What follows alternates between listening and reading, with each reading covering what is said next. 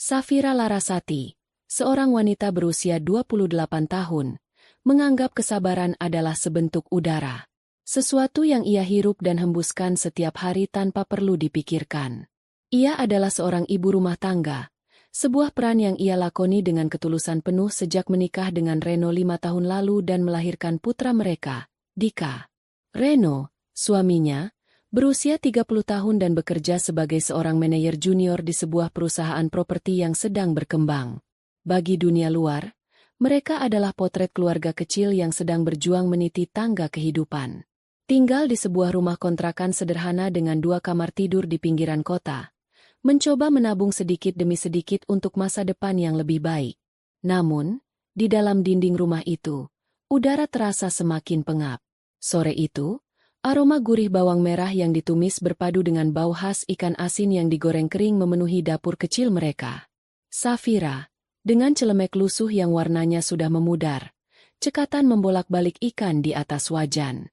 Tangannya yang ramping bergerak lincah, dari mengambil nasi di penanak, menatanya di piring, hingga menyiapkan segelas air putih. Semua dilakukannya dengan keheningan yang sudah menjadi kebiasaan. Di ruang tengah, suara tawa Dika yang baru berusia 5 tahun menjadi satu-satunya musik yang mengisi kekosongan. Anak itu sedang asyik menyusun menara dari balok-balok mainan bekas. Dunianya masih penuh warna dan keceriaan, belum tersentuh oleh nuansa kelabu yang mulai menyelimuti ibunya. "Ibu, masak apa?" tanya Dika sambil berlari kecil ke dapur, memeluk kaki Safira. Safira tersenyum, senyum tulus yang hanya ia perlihatkan pada putranya. Ia mengusap kepala Dika dengan lembut. "Masak nasi sama ikan asin goreng kesukaan Dika. Yang garing, kriuk-kriuk," jawabnya. Mata Dika berbinar. "Asyik. Ayah sudah mau pulang, Bu?" Pertanyaan itu, sesederhana apapun, selalu terasa seperti sebuah sayatan kecil di hati Safira. Ia melirik jam dinding yang sudah menunjukkan pukul 7 malam. "Sebentar lagi mungkin, sayang. Ayah kan kerja keras buat kita." Safira tahu kalimat itu lebih ditujukan untuk meyakinkan dirinya sendiri. Belakangan ini, kerja keras telah menjadi tameng bagi Reno untuk segala hal. Untuk kepulangannya yang selalu larut, untuk ketidakhadirannya di meja makan, untuk jarak yang terasa semakin membentang di antara mereka. Dulu, Reno tidak seperti ini. Safira masih ingat dengan jelas pria yang menikahinya 5 tahun lalu. Pria yang penuh tawa, yang akan memeluknya dari belakang saat ia memasak, yang akan mencuri satu suap nasi dari piringnya sambil bercanda. Pria itu kini terasa seperti orang asing yang hanya menumpang tidur di rumahnya. Setengah jam kemudian, suara deru sepeda motor Reno terdengar memasuki halaman.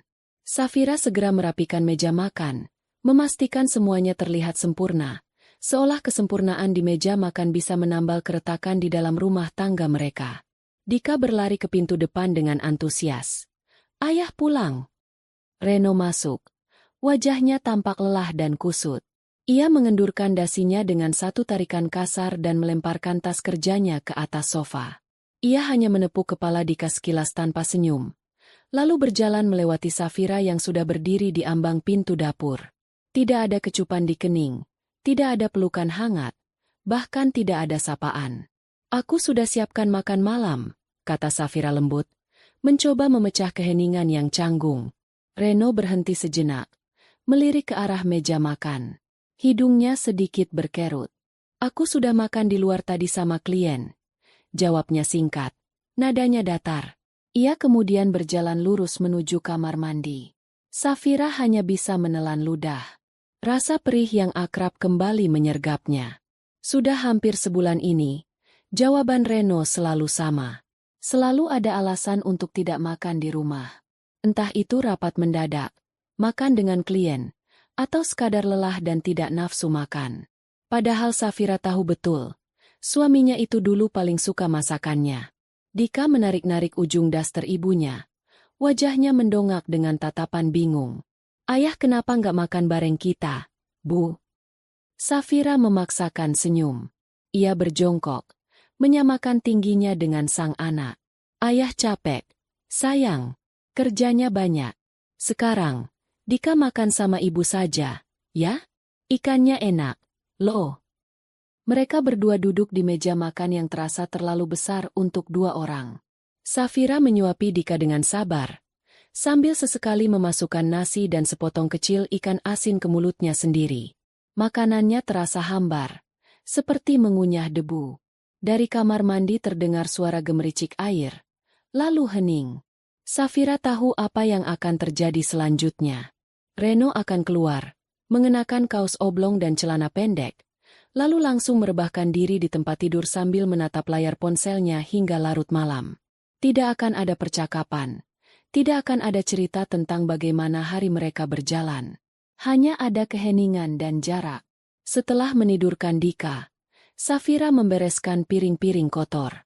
Saat itulah Reno keluar dari kamar tidur, berjalan ke dapur untuk mengambil minum.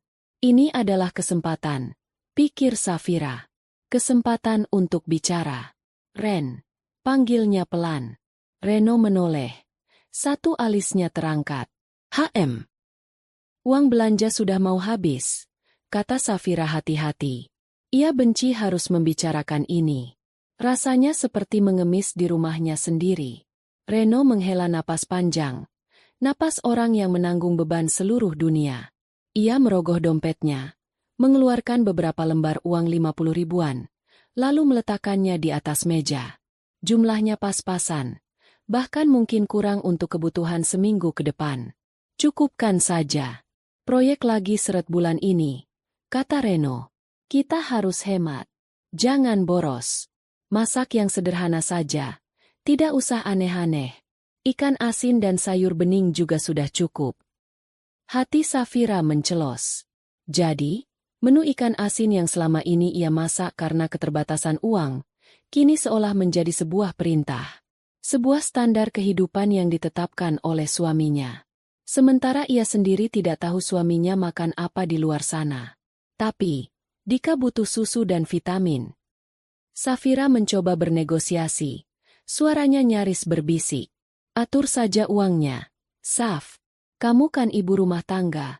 Harusnya pintar mengelola keuangan. Aku sudah pusing kerja di luar. Jangan ditambahin pusing urusan rumah. Potong Reno tajam. Ia meneguk airnya hingga tandas. Lalu berbalik badan tanpa menunggu jawaban Safira. Safira mematung di depan wastafel. Tangannya mencengkeram spons cuci piring begitu erat hingga buku-buku jarinya memutih. Kata-kata Reno seperti belati tak kasat mata yang menusuknya berulang kali. Ia merasa tidak dihargai, diremehkan, dan tidak dianggap ada. Ia menatap pantulan dirinya di jendela dapur yang gelap. Wajah seorang wanita yang tampak lebih tua dari usianya, dengan lingkaran hitam samar di bawah matanya. Kemana perginya Safira yang dulu? Safira yang ceria, yang penuh mimpi, yang percaya bahwa cinta bisa menaklukkan segalanya? Cinta. Apakah ini masih bisa disebut cinta? Malam itu, seperti malam-malam sebelumnya, ia berbaring di samping Reno. Punggung suaminya menjadi dinding dingin yang memisahkan mereka. Safira bisa melihat cahaya biru dari layar ponsel yang digenggam Reno. Jarinya bergerak lincah di atas layar. Sesekali senyum tipis terukir di bibirnya saat membaca sesuatu. Safira ingin bertanya apa yang membuatnya tersenyum. Siapa yang ia ajak bicara selarut ini? Tapi ia takut. Ia takut pada jawaban yang mungkin akan ia dengar.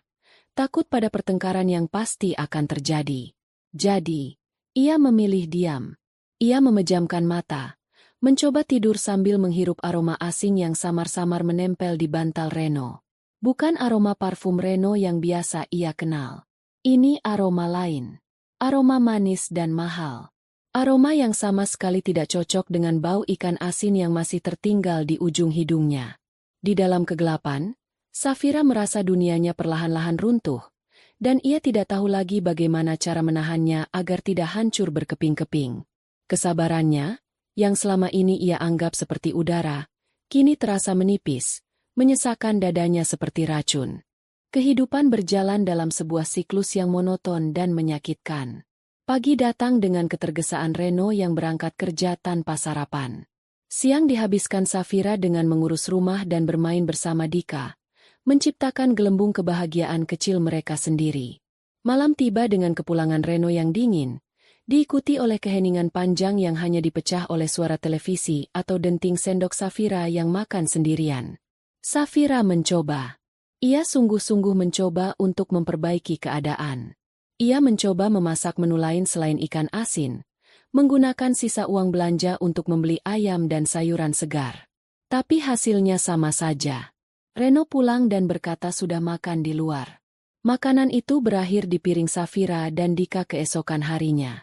Ia mencoba berdandan, memakai sedikit riasan dan gaun terbaiknya saat Reno pulang. Tapi Reno tidak menyadarinya. Atau mungkin ia memilih untuk tidak peduli. Matanya hanya terpaku pada layar ponsel. Hingga suatu malam, dinding pertahanan yang coba Safira bangun di dalam hatinya retak. Retakan kecil yang kemudian berubah menjadi jurang menganga. Malam itu, Reno pulang sedikit lebih awal dari biasanya. Ia tampak lebih gelisah. Setelah mandi, ia langsung duduk di sofa, fokus pada ponselnya, mengetik dengan cepat. Dika, yang merindukan ayahnya, mencoba mendekat dan menunjukkan gambar yang baru saja ia buat di sekolah. Ayah, lihat, ini gambar ayah, ibu, sama Dika lagi di pantai. Seru Dika dengan bangga. Reno hanya melirik sekilas, lalu kembali menatap layarnya. Iya. Bagus. Ayah lagi sibuk. Main sana sama ibu. Kekecewaan di wajah Dika begitu kentara. Anak itu berjalan gontai menuju Safira, menyembunyikan wajahnya di balik daster ibunya. Hati Safira terasa diremas. Ia mengelus punggung putranya, melemparkan tatapan tajam ke arah Reno, tapi suaminya itu sama sekali tidak menyadarinya. Beberapa saat kemudian, Reno beranjak ke kamar mandi. Ponselnya ia letakkan begitu saja di atas meja kopi. Layarnya menghadap ke atas. Safira sedang membereskan mainan Dika yang berserakan di lantai ketika ponsel itu tiba-tiba menyala dan bergetar pelan. Sebuah notifikasi muncul di layar kunci. Safira tidak bermaksud untuk mengintip. Awalnya, ia hanya melirik sekilas. Tapi barisan kata-kata yang tertera di layar itu seolah melompat dan mencengkeram matanya. Itu adalah notifikasi dari aplikasi email. Nama pengirimnya adalah sebuah bank ternama, dan subjeknya sangat jelas. Statement kartu kredit Anda telah tersedia. Namun, bukan itu yang membuat napas Safira tercekat, melainkan sebaris kalimat pratinjau di bawahnya. Transaksi terakhir. Le Magnifique Jose. Total, Rp2.750.000. Dunia Safira seolah berhenti berputar. Le Magnifique. Ia tahu nama itu. Restoran steak paling mewah dan mahal di kota. Tempat para pejabat dan sosialita menghabiskan malam mereka. Ia pernah membacanya di sebuah majalah gaya hidup saat menunggu di ruang tunggu dokter gigi. Harga satu porsi steak di sana bisa setara dengan biaya hidup mereka selama 2 minggu. Rp2.750.000. Angka itu menari-nari di depan matanya, mengejeknya. Angka yang terasa begitu mustahil. Reno, suaminya, yang memintanya berhemat dengan memasak ikan asin setiap hari, yang mengeluh tidak punya uang untuk membeli susu formula Dika, ternyata menghabiskan uang sebanyak itu dalam satu malam di restoran termewah di kota. Tangan Safira gemetar hebat. Jantungnya berdebar begitu kencang hingga terasa sakit. Dengan gerakan ragu, seolah takut benda itu akan meledak, ia mengulurkan tangan dan mengambil ponsel Reno. Ia tidak pernah melakukan ini sebelumnya. Selama ini ia selalu menghargai privasi suaminya, memegang teguh kepercayaan. Tapi kepercayaan itu kini terasa seperti lelucon yang pahit. Ia menatap notifikasi itu lagi, membacanya berulang-ulang, berharap matanya salah. Tapi nama restoran dan angka itu tetap sama. Klien. Itukah yang akan menjadi alasan Reno nanti? Klien mana yang harus dijamu dengan biaya semahal itu? Perusahaan Reno bukanlah perusahaan raksasa, dan posisi Reno pun belum begitu tinggi. Logikanya tidak masuk akal. Suara pintu kamar mandi terbuka menyentakkan Safira dari lamunannya. Ia panik, hampir saja menjatuhkan ponsel itu. Cepat-cepat ia meletakkannya kembali di atas meja, tepat di posisi semula. Ia berdiri mematung, punggungnya menghadap Reno yang berjalan keluar sambil mengeringkan rambutnya dengan handuk. "Kenapa kamu diam di situ?" tanya Reno, Nadanya terdengar biasa saja. Safira berbalik perlahan. Wajahnya pasti terlihat pucat pasi, karena Reno sedikit mengernyitkan dahi. "Kamu kenapa? Sakit?" Safira menelan ludah. Tenggorokannya terasa kering. Ia harus bertanya. Ia tidak bisa membiarkan ini menggerogotinya dari dalam. "Ren," panggilnya. Suaranya bergetar. "Tadi, ada notifikasi di HP kamu." Seketika, ekspresi Reno berubah. Matanya yang tadi biasa saja kini menajam. "Waspada. Notifikasi apa? Kenapa kamu lihat-lihat HP-ku?" Tanyanya. Nadanya mulai dingin. "Aku nggak sengaja lihat," bela Safira. "Dari bank. Tagihan kartu kredit. Le Magnifique 2 juta lebih." Hening. Keheningan yang begitu pekat hingga Safira bisa mendengar deru napasnya sendiri. Reno menatapnya tajam. Rahangnya mengeras. Safira bisa melihat suaminya itu sedang menyusun kata-kata di dalam kepalanya. Mencari alibi yang paling masuk akal. "Oh, itu," kata Reno akhirnya. Mencoba terdengar santai, tapi gagal total. "Itu untuk urusan kantor. Aku traktir klien penting dari luar negeri. Proyek besar. Kamu ngerti apa soal beginian?" Alasan yang sudah Safira duga. Tapi mendengarnya langsung terasa jauh lebih menyakitkan. Kebohongan itu begitu lancar meluncur dari bibir pria yang dulu berjanji akan selalu jujur padanya. "Klien?" ulang Safira. Suaranya bergetar karena campuran amarah dan kekecewaan. "Klien sepenting apa sampai harus dijamu semahal itu, Ren? Sementara kamu bilang kita harus hemat? Kamu bilang proyek lagi seret? Mana yang benar?" Reno tersinggung. Wajahnya memerah karena marah, bukan karena malu. "Jadi sekarang kamu mulai menginterogasiku? Kamu nggak percaya sama suamimu sendiri?" bentaknya. "Aku kerja banting tulang di luar. Cari uang buat siapa? Buat kamu dan Dika juga. Harusnya kamu dukung aku, bukannya curiga nggak jelas begini." Itu adalah strategi andalannya. Memutarbalikkan fakta, membuat Safira merasa bersalah karena telah bertanya. Dulu, taktik ini selalu berhasil. Safira akan merasa tidak enak, lalu meminta maaf dan melupakan segalanya. Tapi tidak malam ini.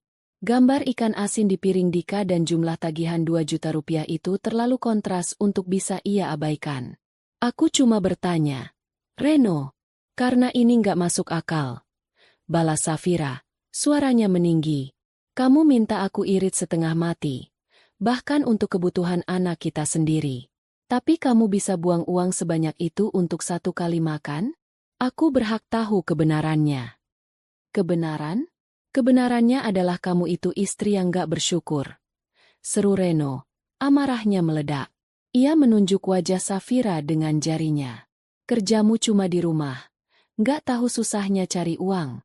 Aku pusing di kantor. Pulang ke rumah malah disambut dengan tuduhan-tuduhan konyolmu ini."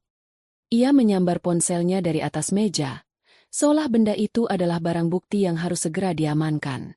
"Sudah, aku capek berdebat denganmu. Nggak ada gunanya." Reno berbalik dan berjalan cepat menuju kamar tidur, lalu membanting pintunya dengan keras. Suara bantingan itu menggema di seluruh ruangan, meninggalkan keheningan yang lebih menyakitkan dari sebelumnya. Dika, yang sejak tadi diam di pojok ruangan, mulai terisak pelan. Safira segera menghampiri putranya, memeluknya erat. Ia menenangkan Dika dengan bisikan lembut, meskipun hatinya sendiri sedang hancur lebur. Air matanya akhirnya tumpah, mengalir tanpa suara membasahi rambut Dika. Tangisannya bukan hanya karena pertengkaran itu. Ia menangis karena kebohongan yang begitu nyata. Ia menangis karena merasa begitu bodoh telah percaya begitu lama. Malam itu, untuk pertama kalinya, Safira tidak menyusul Reno ke kamar. Ia menggelar tikar tipis di ruang tengah, tidur di samping Dika yang sudah terlelap dalam pelukannya. Ia menatap langit-langit rumah yang catnya mulai mengelupas. Pertengkaran tadi telah membuka matanya. Ini bukan lagi soal uang atau makanan mewah. Ini soal kebohongan. Soal pengkhianatan. Notifikasi itu bukan sekadar tagihan kartu kredit. Itu adalah sebuah bukti, sebuah titik awal. Sakit hatinya kini telah membeku menjadi sebongkah es yang dingin dan tajam di dalam dadanya. Ia tahu, mulai malam ini, ia tidak bisa lagi menjadi Safira yang penurut dan sabar. Ia harus mencari tahu kebenarannya, seburuk apapun itu. Dan ia akan melakukannya, bukan hanya untuk dirinya sendiri, tetapi juga untuk anak laki-laki yang sedang tertidur pulas di pelukannya. Pagi datang bukan dengan embun atau secercah harapan, melainkan dengan hawa dingin yang menusuk, padahal tidak ada jendela yang terbuka. Itu adalah hawa dingin yang berasal dari kamar tidur mereka. Reno bangun lebih dulu, bergerak tanpa suara seolah Safira adalah benda tak terlihat di sampingnya. Tidak ada kata, tidak ada sentuhan. Ia mandi, berpakaian, dan menyambar tas kerjanya dalam kebisuan yang memekakan. Safira, yang pura-pura masih tertidur, merasakan setiap gerakan itu sebagai penolakan. Ia adalah hukuman diam-diam karena telah berani mempertanyakan dunianya. Ketika Safira akhirnya bangkit dan pergi ke dapur, ia menemukan Reno sedang membuat kopi instan untuk dirinya sendiri. Ia bahkan tidak menawarkan untuk dibuatkan. Dika, yang sudah bangun dan duduk di meja makan, menyapanya dengan riang. "Selamat pagi, Ayah." Reno hanya bergumam, "Pagi," tanpa menoleh. Lalu menyeruput kopinya sambil menatap layar ponsel. Hati Safira ngilu melihat wajah kecil Dika yang kembali murung. Suaminya sedang membangun tembok di antara mereka, dan ia menggunakan kebisuan sebagai batu batanya. Setelah kopinya habis, Reno beranjak pergi. Ia hanya berhenti di pintu untuk berkata pada Safira, "Aku mungkin pulang malam sekali. Ada rapat penting." Kalimat itu diucapkan dengan nada datar, sebuah informasi, bukan sebuah percakapan. Lalu ia pergi, meninggalkan keheningan yang lebih berat dari sebelumnya. Safira memeluk Dika, mencoba menyalurkan kehangatan yang tidak ia dapatkan. Setelah mengantar Dika ke sekolah taman kanak-kanak di dekat rumah, Safira kembali ke dalam kekosongan. Rumah itu terasa seperti penjara. Setiap sudut mengingatkannya pada kebohongan Reno. Ia harus melakukan sesuatu. Perasaan gelisah menggerogotinya. Ia tidak bisa hanya duduk diam dan menunggu. Langkahnya membawanya ke keranjang pakaian kotor di sudut ruang cuci. Di sanalah tumpukan pakaian kemarin berada. Tangannya gemetar saat ia memilah-milah, mencari kemeja kerja yang Reno kenakan semalam saat mereka bertengkar. Ketika ia menemukannya, ia mengangkat kemeja biru muda itu perlahan-lahan, mendekatkannya ke hidung. Awalnya, ia hanya mencium aroma deterjen dan sedikit bau keringat. Tapi kemudian, saat ia mengendus bagian kerah dan bahu, aroma itu menusuk penciumannya. Aroma yang sama dengan yang samar-samar ia cium di bantal mereka. Manis, sedikit pedas, dengan sentuhan bunga yang elegan dan sangat asing. Itu adalah aroma parfum wanita. Parfum yang mahal, yang meninggalkan jejak pekat dan tahan lama. Jelas bukan parfum murahan yang biasa dijual di supermarket. Jantung Safira berdegup kencang. Ini adalah bukti fisik. Sesuatu yang nyata, yang bisa ia cium dan rasakan. Kebohongan Reno kini memiliki aroma. Rasa mual naik ke tenggorokannya. Ia membayangkan wanita lain menyandarkan kepalanya di bahu suaminya, meninggalkan jejak aromanya di sana, di kemeja yang Safira cuci dan setrika setiap minggu. Kemarahan yang dingin mulai merayap, menggantikan rasa sakit. Ia tidak akan membiarkan dirinya hancur. Ia harus mencari lebih jauh. Dengan dorongan keberanian yang baru ia temukan, Safira melangkah ke kamar tidur. Matanya menyapu sekeliling, mencari sesuatu yang tidak pada tempatnya. Pandangannya jatuh pada jas kerja Reno yang tergantung di belakang pintu. Jas yang jarang sekali dipakai kecuali untuk acara-acara yang menurutnya penting. Tangannya terulur, merogoh saku bagian dalam jas itu. Jari-jarinya merasakan secari kertas tipis yang terlipat. Ia menariknya keluar. Itu adalah sebuah struk pembayaran dari kedai kopi mewah di pusat kota, El Espresso Corner. Tanggalnya adalah 3 hari yang lalu, pada pukul 3 sore. Safira ingat betul, hari itu Reno meneleponnya dan berkata akan terlambat pulang karena ada rapat dewan direksi yang alot. Tapi struk ini menunjukkan pesanan untuk 2 cangkir karamel macchiato dan 2 potong red velvet cake. Siapa yang minum kopi berdua dengan klien di tengah rapat dewan direksi? Setiap potongan bukti terasa seperti tamparan. Kebohongan Reno ternyata bukan hanya satu, melainkan sebuah jaringan yang tersusun rapi. Ia merasa begitu naif, begitu bodoh. Bagaimana mungkin ia tidak menyadari semua ini lebih awal? Safira terduduk lemas di tepi tempat tidur, memegang struk itu di satu tangan dan mencengkeram kemeja Reno di tangan lainnya. Beban ini terlalu berat untuk ia tanggung sendirian. Ia butuh teman bicara. Ia butuh seseorang yang bisa melihat situasi ini dengan jernih, tanpa kabut cinta buta yang selama ini menyelimutinya. Hanya ada satu nama di benaknya. Ia mengambil ponselnya dan menekan nomor Gita. Gita adalah sahabatnya sejak kuliah, seorang wanita karir yang cerdas, tajam, dan sangat setia. Panggilan itu tersambung setelah dering kedua. "Halo, Saf? Tumben telepon jam segini. Ada apa?" Suara ceria Gita terdengar dari seberang. Safira mencoba menjawab, tapi yang keluar hanyalah isak tangis yang tertahan. Ia tidak sanggup merangkai kata. "Saf, kamu nangis? Kenapa?" Nada suara Gita berubah seketika, menjadi cemas dan serius. "Ini soal Reno, ya?" Safira hanya bisa bergumam, "Iya," di sela-sela tangisnya. "Aku kesana sekarang," kata Gita tegas. "Jangan kemana-mana. Tunggu aku." Setengah jam kemudian, Gita sudah duduk di hadapan Safira di ruang tengah yang sempit. Ia membawakan sekotak martabak manis kesukaan Safira, sebuah gestur kecil yang terasa seperti pelukan hangat. Gita tidak banyak bertanya pada awalnya. Ia hanya membiarkan Safira menangis, mengeluarkan semua sesak yang ada di dadanya. Setelah tangis Safira sedikit mereda, barulah Gita angkat bicara. "Sekarang, ceritakan semuanya dari awal. Pelan-pelan saja," kata Gita sambil menyodorkan segelas air putih. Maka, mengalirlah cerita itu.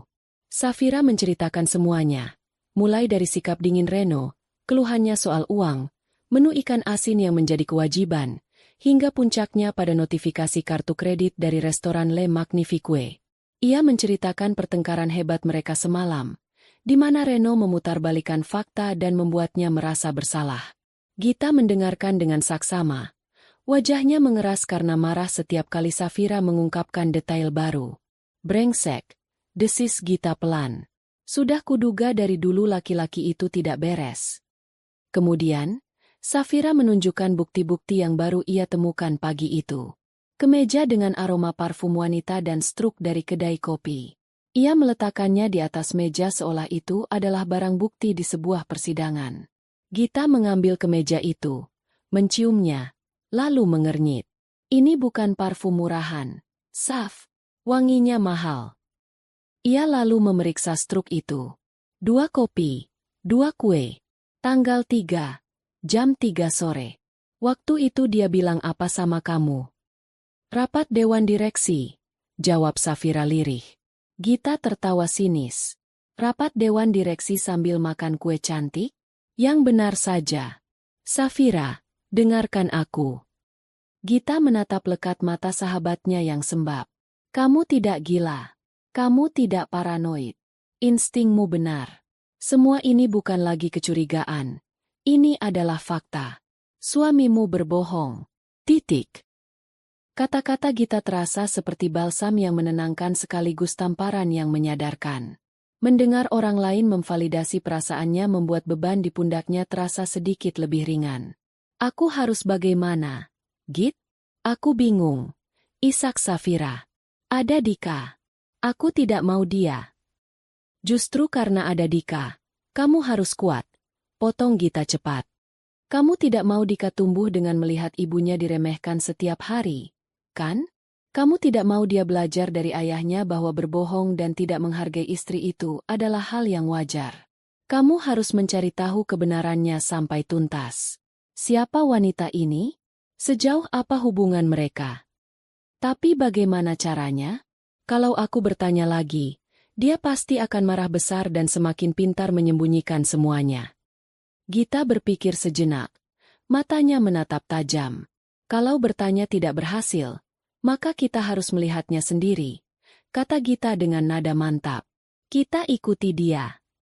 Safira terkesiap. Mengikuti Reno? Apa kita bisa? Bagaimana kalau ketahuan? Kita bisa. Kita lakukan dengan hati-hati. Yakin Gita. Aku akan menemanimu. Aku yang akan menyetir. Kamu hanya perlu memberitahuku kapan waktu yang tepat. Kapan biasanya dia pamit untuk kerja lembur? Atau bertemu klien penting? Sebuah rencana mulai terbentuk di benak Safira. Rencana yang terasa menakutkan sekaligus memberdayakan. Untuk pertama kalinya dalam waktu yang sangat lama, ia merasa tidak sendirian. Kehadiran Gita memberinya kekuatan. Kemarahan memberinya tujuan. Ia menatap Gita. Sisa air mata di pipinya mulai mengering, digantikan oleh kilatan tekad yang dingin. Setiap hari Jumat, jawab Safira. Suaranya kini terdengar lebih stabil. Dia selalu bilang ada rapat evaluasi mingguan dan pasti pulang larut malam. Gita mengangguk. Bagus. Jumat ini kita beraksi. Siapkan dirimu. Saf. Apapun yang akan kita lihat nanti, kamu harus kuat. Anggap saja ini adalah proses mengumpulkan bukti untuk memenangkan perangmu. Safira mengangguk pelan. Perang? Ya. Mungkin ini memang sebuah perang. Perang untuk mendapatkan kembali harga dirinya. Perang untuk masa depan putranya. Dan perang untuk kebenaran. Dan ia tidak akan kalah dalam perang ini. Hari-hari menjelang Jumat terasa seperti berjalan di atas hamparan jarum. Setiap kali berhadapan dengan Reno, Safira harus mengerahkan seluruh kekuatannya untuk bersikap normal. Ia memasak, membersihkan rumah, dan mengurus Dika seperti biasa, sambil menyimpan badai di dalam hatinya. Reno sendiri masih mempertahankan sikap dinginnya, hanya berbicara seperlunya. Baginya, pertengkaran malam itu sudah selesai, dan ia telah memenangkannya dengan cara membungkam Safira. Ia tidak tahu, kebisuan itu justru telah menyalakan api di dalam diri istrinya. Pada hari Jumat, jantung Safira berdebar kencang sejak pagi. Ia sudah menitipkan Dika pada tetangga sebelah yang baik hati dengan alasan ia harus menemani ibunya yang sakit. Sebuah kebohongan kecil demi mengungkap kebohongan yang lebih besar. Pukul 5 sore, Gita tiba dengan mobilnya. Memarkirnya agak jauh dari rumah Safira agar tidak menarik perhatian. Safira menyelinap keluar, mengenakan jaket hoodie dan topi untuk menyamarkan penampilannya. Merasa seperti seorang mata-mata dalam film thriller. Siap? Tanya Gita pelan saat Safira masuk ke dalam mobil. Safira menarik napas dalam-dalam dan mengangguk. Siap. Mereka menunggu di dalam mobil dengan sabar. Tepat pukul 5:30, Reno keluar dari rumah. Penampilannya berbeda dari biasanya. Rambutnya ditata lebih rapi dengan gel. Ia mengenakan kemeja terbaiknya. Dan yang paling membuat Safira curiga, ia menyemprotkan parfum yang cukup banyak.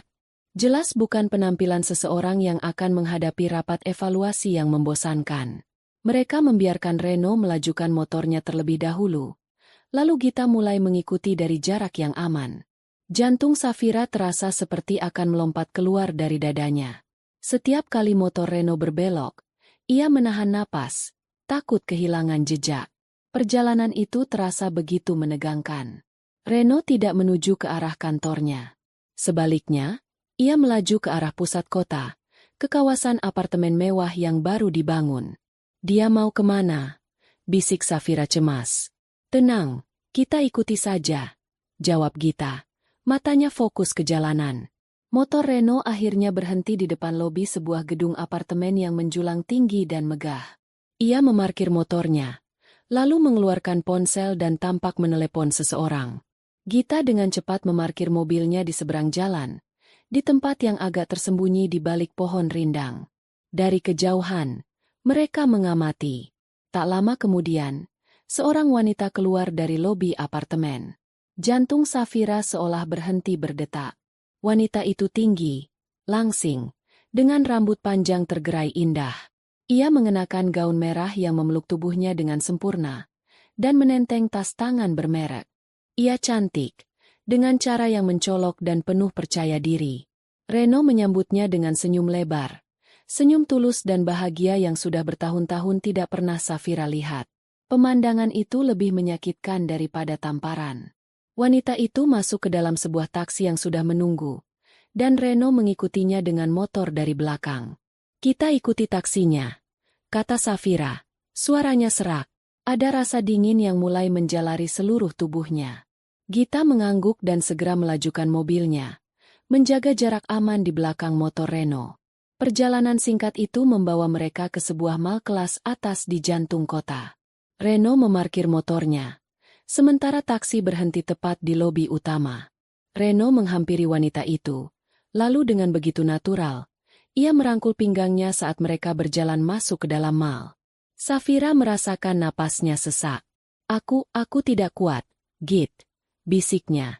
Matanya mulai panas. Gita menggenggam tangan Safira erat. "Kamu kuat, Saf. Kita sudah sampai sejauh ini. Kita harus lihat ini sampai selesai. Ayo turun." Kita pakai masker dan kacamata hitam.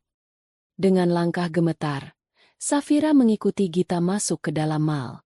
Mereka menjaga jarak, bersembunyi di balik pilar dan etalase toko. Mereka melihat Reno dan wanita itu berjalan santai, tertawa, dan sesekali berhenti untuk melihat-lihat barang di toko-toko mewah. Reno tampak begitu berbeda. Ia penuh perhatian, membukakan pintu, dan menatap wanita itu dengan tatapan memuja. Ia adalah pria impian setiap wanita. Pria yang sama sekali tidak Safira kenali sebagai suaminya. Mereka akhirnya masuk ke sebuah restoran Italia yang cukup ramai. Bukan Le Magnifique, tapi tetap sebuah restoran mahal yang suasananya romantis. Reno meminta meja untuk 2 orang di dekat jendela. "Apa yang harus kita lakukan?" tanya Safira putus asa. "Kita cari meja di sudut yang paling jauh, yang tidak terlihat dari tempat mereka.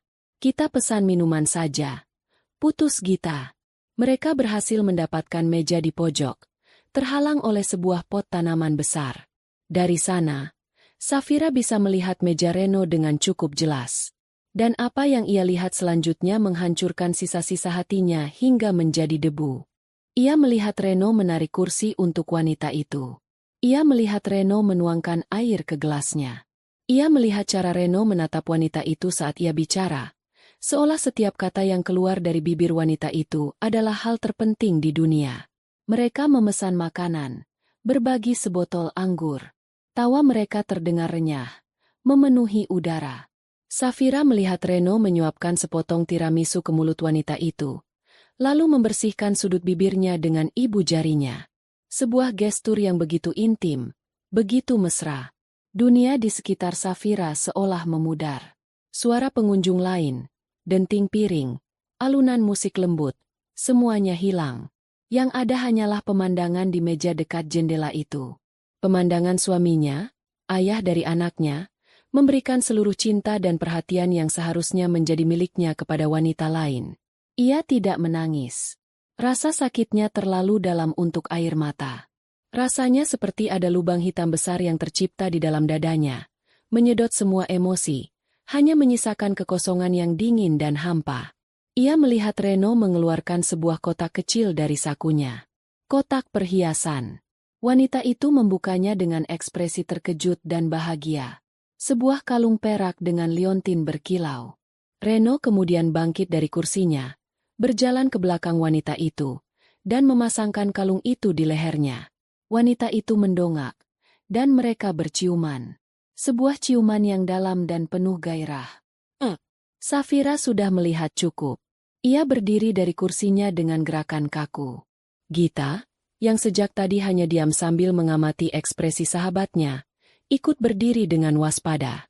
"Ayo kita pergi," kata Safira. Suaranya terdengar aneh, datar, dan tanpa emosi. Di dalam mobil, dalam perjalanan pulang, Safira tidak mengucapkan sepatah kata pun. Ia hanya menatap kosong keluar jendela, membiarkan lampu-lampu kota yang berkelip melewatinya tanpa arti. Gita tidak memaksanya bicara. Ia tahu sahabatnya itu sedang melalui proses duka yang paling dalam. Ketika mereka tiba di depan rumah Safira, mobil berhenti. Safira masih diam untuk beberapa saat. Lalu, ia menoleh ke arah Gita. Tidak ada air mata di matanya. Yang ada hanyalah kilatan aneh, Kilatan yang dingin dan tajam seperti pecahan kaca. "Terima kasih, Git," katanya dengan suara yang tenang, menakutkan. "Aku sudah tidak ragu lagi." "Saf, kamu mau apa?" "Jangan melakukan hal-hal bodoh," kata Gita cemas. Safira menggeleng pelan. Sebuah senyum tipis yang sama sekali tidak mencapai matanya terukir di bibirnya. "Tentu saja tidak. Aku tidak akan melakukan hal bodoh." Ia berhenti sejenak. Tatapannya menerawang jauh. "Aku akan melakukan hal yang cerdas." Rasa sakit hati itu belum hilang. Ia masih ada, bersemayam di dalam dadanya. Tapi ia tidak lagi terasa membakar. Rasa sakit itu telah bermetamorfosis. Ia telah mengkristal, menjadi sesuatu yang keras, dingin, dan tajam. Sesuatu yang bisa ia gunakan sebagai senjata. Istri yang naif dan sabar itu telah mati malam ini di balik kaca restoran. Yang tersisa adalah seorang wanita yang telah melihat pengkhianatan paling keji. Dan wanita ini tidak akan tinggal diam. Permainan Reno sudah selesai. Sekarang, giliran Safira yang akan memulai permainannya sendiri. Safira tidak tidur malam itu. Setelah Gita pulang, ia masuk ke dalam rumah yang terasa asing dan dingin. Ia membersihkan diri, mengganti pakaiannya, lalu menidurkan Dika yang sudah mengantuk di pangkuannya. Ia menyanyikan lagu Nina Bobo dengan suara lembut, sebuah rutinitas yang menenangkan. Namun malam itu setiap nada terasa sumbang di telinganya sendiri. Hatinya tidak berada di sana. Hatinya tertinggal di restoran Italia itu, hancur berkeping-keping di bawah meja tempat suaminya mencium wanita lain. Setelah Dika terlelap, Safira duduk diam di sofa ruang tengah yang sudah usang. Ia tidak menyalakan lampu, membiarkan kegelapan menjadi selimutnya. Setiap suara dari luar, deru motor atau gonggongan anjing, membuatnya tersentak. Ia menunggu kepulangan Reno dengan perasaan yang aneh. Bukan lagi perasaan rindu atau cemas seperti dulu. Kini yang ada hanya kekosongan yang membekukan, dan di dasar kekosongan itu, ada bara api yang mulai menyala.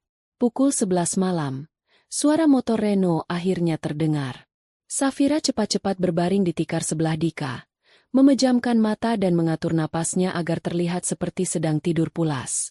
Ia mendengar suara pintu dibuka, langkah kaki Reno yang ringan, langkah kaki orang yang sedang bahagia, lalu aroma parfum wanita itu kembali menguar, kali ini lebih pekat, bercampur dengan aroma anggur dan makanan enak. Aroma pengkhianatan. Reno masuk ke kamar, mengira Safira sudah tidur di sana. Beberapa saat kemudian, ia kembali keluar. Mungkin bingung melihat kamar kosong. Safira bisa merasakan tatapan Reno padanya dan Dika yang tertidur di ruang tengah.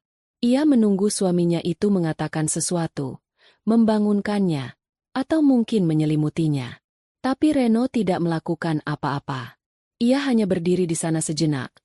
Lalu terdengar helaan napas pelan sebelum ia kembali masuk ke kamar dan menutup pintu. Malam itu, Safira mengerti. Bagi Reno, ia dan Dika hanyalah perabot di dalam rumah. Kehadiran mereka tidak penting. Ketidakhadiran mereka di tempat tidur pun tidak mengusiknya. Ia bukan lagi seorang istri, melainkan seorang penjaga rumah dan pengasuh anak gratis. Kesadaran itu menghantamnya lebih keras dari pemandangan ciuman tadi. Pengkhianatan itu bukan hanya tentang wanita lain, tapi tentang bagaimana Reno telah merendahkan dan menghapus eksistensinya secara perlahan selama bertahun-tahun. Safira tidak bisa lagi tinggal dalam kepasifan ini. Ia tidak bisa membiarkan Dika tumbuh dalam lingkungan beracun ini. Anaknya berhak mendapatkan yang lebih baik. Anaknya berhak mendapatkan seorang ibu yang bahagia dan dihormati, bukan ibu yang layu dan selalu tampak sedih. Demi Dika, dan demi sisa-sisa harga dirinya yang masih ia miliki, ia harus bangkit. Tapi sebagai Safira, istri Reno yang tidak punya apa-apa, ia tidak memiliki kekuatan. Ia lemah, tidak berdaya, dan bergantung sepenuhnya pada pria yang telah mengkhianatinya. Tapi ia bukan hanya Safira, istri Reno. Ketika fajar pertama mulai menyingsing, mewarnai langit dengan semburat jingga, sebuah keputusan telah bulat di dalam benaknya. Ia bangkit dari tikar, bergerak tanpa suara menuju gudang kecil di belakang rumah. Di sanalah ia menyimpan semua sisa-sisa kehidupannya yang dulu, Kehidupan sebelum ia bertemu Reno. Di sudut gudang yang berdebu, ada sebuah koper tua yang terkunci. Dengan tangan yang sedikit gemetar, ia membuka kunci kombinasi yang angkanya tidak pernah ia lupakan, tanggal ulang tahun ayahnya. Saat koper itu terbuka, bau kapur barus dan kenangan yang telah lama terkubur menyeruak keluar.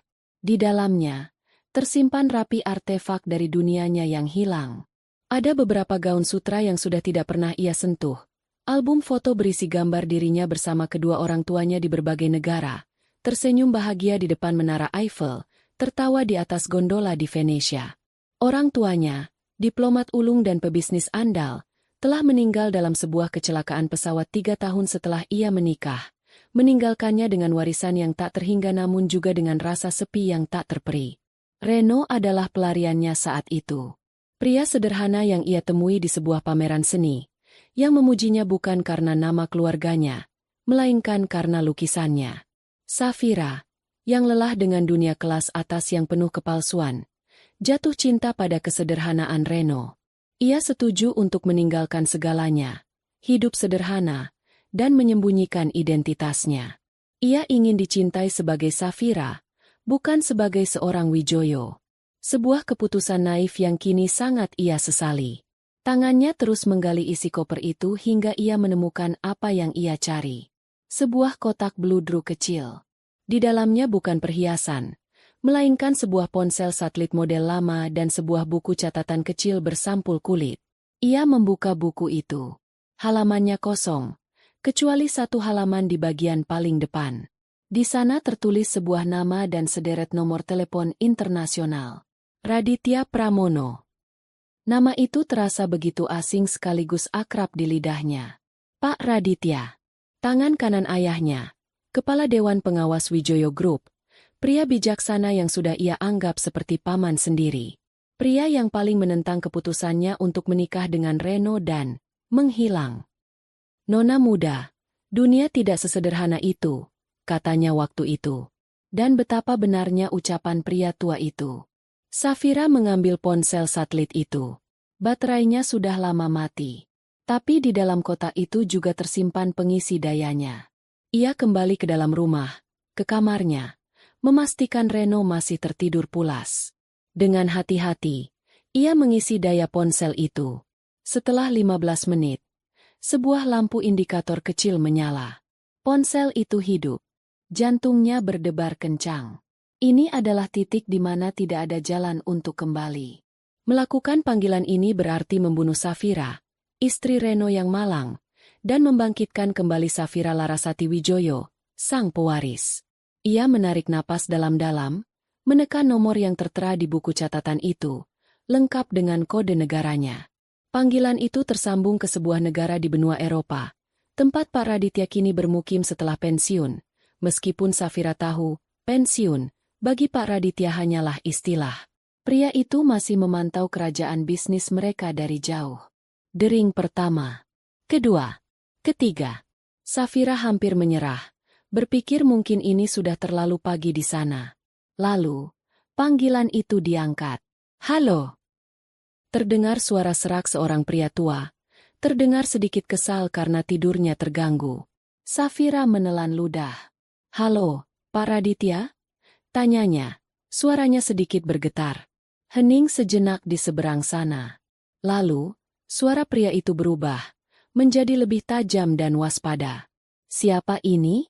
Dari mana Anda mendapatkan nomor ini? Ini saya, Pak, kata Safira, mencoba menguatkan suaranya. Ini Safira. Keheningan yang lebih lama. Safira bisa mendengar suara napas yang tercekat. Nona? Nona muda Safira? Ini benar-benar Anda. Iya, Pak Radit. Ini saya, Safira Larasati Wijoyo. Menyebutkan nama lengkapnya terasa seperti sebuah mantra. Kekuatan yang telah lama tertidur di dalam dirinya seolah bangkit.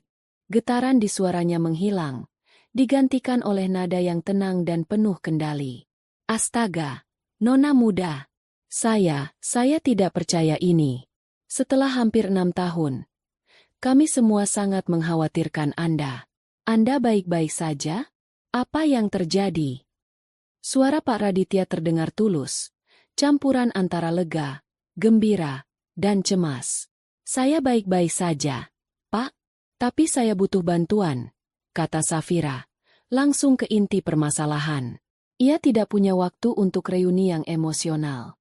Waktu bermain saya sudah selesai. Pernikahan saya ternyata sebuah kesalahan besar. Pak Raditya tidak mengatakan, sudah saya duga. Ia adalah seorang profesional sejati. Saya mengerti, Nona. Apa yang bisa saya bantu? Katakan saja. Seluruh sumber daya perusahaan ada di bawah perintah Anda. Saya butuh akses ke semua aset pribadi saya. Rekening dana perwalian, kartu kredit, semua fasilitas yang seharusnya menjadi milik saya. Saya mau semuanya diaktifkan kembali. Sekarang juga. Perintah Safira. Tentu saja, Nona. Anggap saja sudah beres. Jawab Pak Raditya tanpa ragu. Saya akan menghubungi bank di Swiss dan Singapura segera. Dalam beberapa jam, semua kartu dan akses akan dikirimkan melalui kurir pribadi ke alamat Anda. Apakah Anda masih di alamat yang sama? Tidak, jawab Safira. Kirimkan ke alamat sahabat saya. Saya akan kirimkan detailnya nanti. Ia tidak mau Reno tahu apapun. Selain itu, saya butuh mobil dan sopir pribadi, dan tim keamanan yang bisa diandalkan. Semua akan disiapkan. Nona, apakah ada lagi? Safira berpikir sejenak. Matanya menatap bayangan dirinya di layar ponsel yang gelap. Iya, ada. Katanya dengan suara dingin. Saya butuh informasi lengkap tentang suami saya, Reno. Aktivitasnya selama setahun terakhir. Rekening banknya, catatan teleponnya, dengan siapa saja ia berhubungan. Dan juga, cari tahu semua tentang wanita yang saat ini bersamanya. Saya mau tahu segalanya. Ada jeda singkat sebelum Pak Raditya menjawab. Kali ini dengan nada yang penuh hormat dan sedikit kekaguman. Baik, Nona Wijoyo. Saya akan menugaskan tim investigasi terbaik kita. Anda akan mendapatkan laporan pertama Anda sebelum matahari terbenam. Terima kasih, Pak Radit. Sama-sama, Nona. Selamat datang kembali. Panggilan itu berakhir. Safira meletakkan ponsel itu di pangkuannya. Udara di sekitarnya terasa berbeda. Ia bukan lagi korban yang terpojok. Ia kini adalah pemain utama, sutradara dari takdirnya sendiri. Reno mengira ia telah menghancurkan istrinya yang lemah.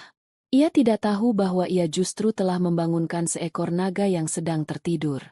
Transformasi Safira tidak terjadi dalam semalam, namun fondasinya dibangun dalam hitungan jam. Tepat seperti yang dijanjikan, sebelum tengah hari, sebuah telepon masuk ke ponsel barunya. Ponsel pintar tercanggih yang sudah ada di dalam tas yang diantarkan oleh kurir pribadi ke rumah Gita. Suara di seberang telepon memberitahukan bahwa sebuah mobil sedan mewah berwarna hitam metalik telah diparkir dan menunggunya di sebuah lobi hotel bintang 5, tidak jauh dari kompleks perumahannya. Kuncinya sudah diserahkan kepada Gita.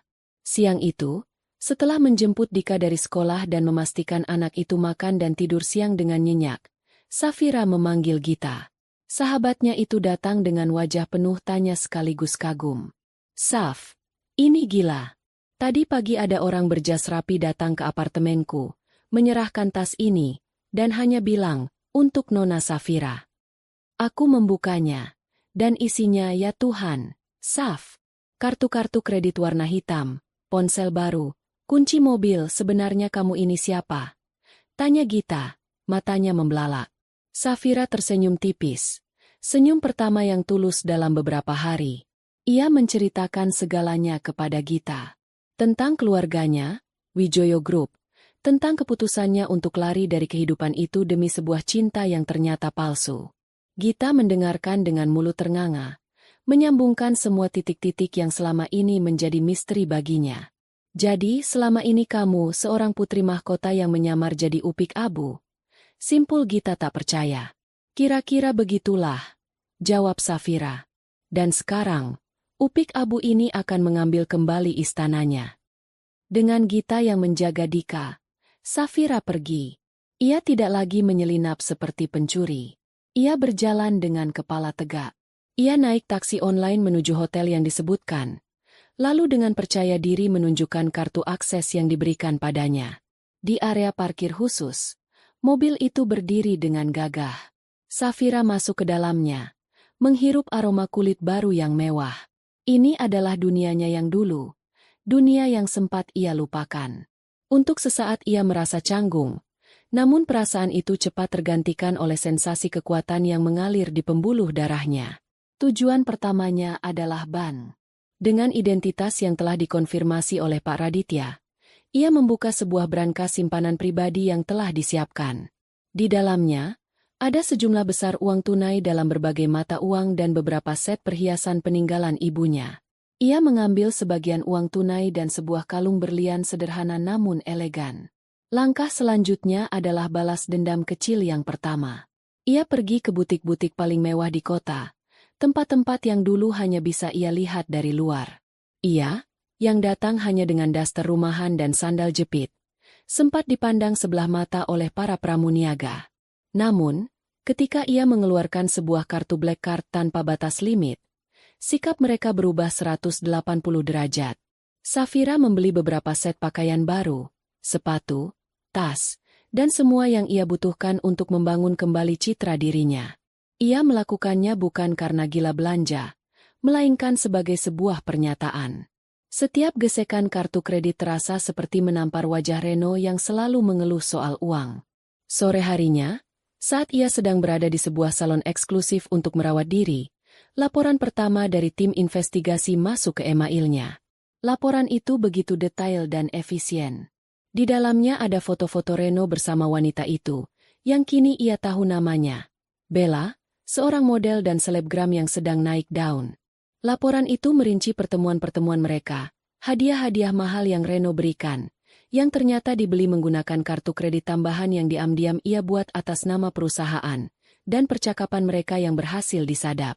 Hati Safira kembali perih membaca transkrip percakapan itu, di mana Reno menjelek-jelekan dirinya, menyebutnya sebagai istri yang membosankan, kampungan, dan tidak bisa mengimbangi ambisinya. Bella, di sisi lain, terus memuji Reno, menyebutnya pria hebat yang terjebak dalam pernikahan yang salah. Mereka bahkan sudah merencanakan masa depan, setelah Reno berhasil mendapatkan promosi jabatan dan menceraikan Safira. Namun, di antara semua informasi itu, ada satu yang paling menarik perhatian Safira. Sebuah bukti reservasi makan malam untuk 2 orang di Le Magnifique Jose, tepat pada hari Jumat minggu depan. Keterangannya, perayaan 1 tahun kita. 1 tahun. Jadi, selama 1 tahun penuh, saat Safira dengan setia memasak ikan asin dan menghemat setiap sen uang belanja, suaminya ternyata sedang merajut kasih dengan wanita lain, merayakan hari jadi mereka dengan makan malam seharga jutaan rupiah. Kemarahan Safira mencapai puncaknya. Tapi kemarahan itu tidak meledak, melainkan menjadi dingin dan tajam seperti ujung gunung es. Ia menemukan panggung yang sempurna untuk sandiwaranya. Ia segera menelepon Pak Raditya. Pak Radit, saya sudah punya rencana, katanya dengan suara tenang. Jumat depan, di Le Magnifique. Suami saya akan makan malam di sana. Saya mau meja terbaik di restoran itu, tepat di sebelah mejanya. Terdengar tawa kecil di seberang sana. Nona, Anda tidak perlu meminta. Restoran itu adalah salah satu properti di bawah divisi perhotelan Wijoyo Group. Saya akan pastikan Anda tidak hanya mendapatkan meja terbaik, tapi seluruh staf di sana akan tahu siapa yang datang malam itu. Anggap saja restoran itu milik Anda. Sebuah senyum sinis tersungging di bibir Safira. Sempurna. Bagus. Pastikan reservasi saya atas nama Safira Larasati Wijoyo. Dan tolong, siapkan kejutan kecil untuk manajer keuangan di perusahaan suami saya. Saya mau audit mendadak pada semua pengeluaran pribadinya yang menggunakan fasilitas kantor. Dengan senang hati, Nona. Seminggu itu, Safira mempersiapkan dirinya seperti seorang prajurit yang akan maju ke medan perang. Ia sudah pindah sementara ke sebuah servis apartemen mewah bersama Dika, dengan alasan butuh suasana baru. Reno, yang terlalu sibuk dengan dunianya sendiri, tidak terlalu peduli. Bagi Safira, Apartemen itu adalah markas perangnya. Pada hari Jumat yang menentukan, ia menghabiskan sore harinya di butik seorang desainer ternama yang merupakan teman lama ibunya. Ia tidak mencari gaun yang cantik atau seksi. Ia mencari gaun yang memancarkan kekuatan. Pilihannya jatuh pada sebuah gaun malam berwarna merah marun, dengan potongan leher yang elegan dan punggung yang sedikit terbuka. Gaun itu sederhana, namun memancarkan aura kemewahan dan kepercayaan diri yang tak terbantahkan. Itu adalah baju zirahnya. Malam itu, setelah menidurkan Dika dengan bantuan seorang pengasuh profesional yang dikirim oleh Pak Raditya, Safira berdiri di depan cermin besar di kamarnya. Rambutnya telah ditata menjadi sanggul modern yang rapi, riasan wajahnya sempurna, menonjolkan tulang pipinya dan sorot matanya yang tajam. Kalung berlian ibunya melingkar anggun di lehernya. Wanita yang balas menatapnya dari cermin bukanlah Safira, istri Reno. Ia adalah seorang ratu yang telah kembali untuk merebut tahtanya. Ia menarik napas panjang, menenangkan debaran jantungnya. Ini bukan lagi tentang sakit hati atau balas dendam buta. Ini tentang keadilan. Tentang menunjukkan pada Reno dan selingkuhannya siapa yang sebenarnya mereka remehkan selama ini. Dengan langkah mantap, ia berjalan keluar dari apartemen, di mana seorang sopir pribadi sudah menunggunya di lobi. "Selamat malam, Nona Wijoyo," sapa sang sopir sambil membukakan pintu mobil. "Selamat malam," jawab Safira. "Le magnifique. Jangan terburu-buru. Saya ingin menikmati perjalanannya." Ia duduk di kursi belakang yang nyaman, menatap gemerlap lampu kota yang berlalu. Malam ini, sebuah drama akan dipentaskan. Dan ia adalah bintang utamanya. Le Magnifique Jose adalah sebuah dunia tersendiri. Langit-langitnya tinggi, dihiasi lampu kristal raksasa yang memendarkan cahaya keemasan hangat ke seluruh penjuru ruangan. Dindingnya dilapisi panel kayu gelap yang mengkilap, dan lantainya ditutupi karpet tebal yang meredam suara langkah kaki, menciptakan suasana yang intim dan eksklusif. Alunan musik jazz instrumental yang lembut mengalir dari pengeras suara tersembunyi, menjadi latar bagi denting pelan alat makan perak dan bisik-bisik percakapan para tamu elit kota. Di salah satu meja terbaik di dekat jendela yang menyuguhkan pemandangan kerlip lampu kota dari ketinggian, Reno dan Bella sedang merayakan dunia mereka. Reno, dengan kemeja paling mahal yang ia miliki, yang dibelinya dengan bonus perusahaan, merasa berada di puncak dunia. Ia bersulang dengan Bella, yang malam itu tampak memukau dalam balutan gaun hitam yang elegan, dengan kalung pemberian Reno berkilau di leher jenjangnya. "Untuk kita, sayang. Untuk 1 tahun yang luar biasa," kata Reno, suaranya penuh pesona. Matanya menatap Bella dengan pemujaan yang tulus, atau setidaknya tampak tulus. Bella tersenyum manis, senyum yang telah ia latih di depan cermin ribuan kali.